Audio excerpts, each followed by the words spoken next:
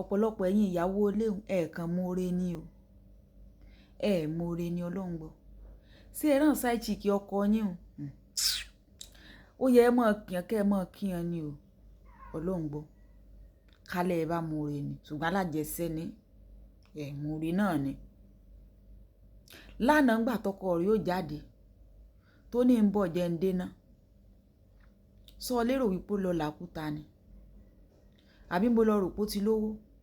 owó tó padà wá kó fún wọn lé ńgbò òde mo lọ rò pé ó ti rí ọdún side chick ló ti gbà á ebi mo sọ fún yín ṣáájú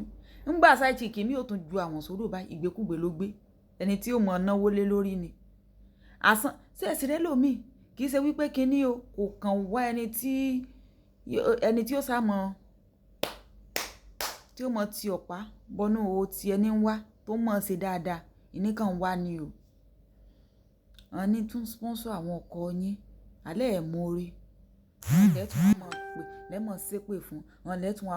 wọn mọ̀ mórúkọ wọn káàkiri ẹ̀ mórí ni èmi gbé fún yín o ẹ̀yin side chick tó dáa tí ì ṣe wípé náà tọrọ kọ́bọ̀ tán ọkọ wa ń gbà yìí iná lẹ́tùn ganú sí tó jẹ́ wípé nígbà míì gan ẹ̀yin tún ló ń du wọn lẹ́yìn Ọlọ́run sàdánkátà yín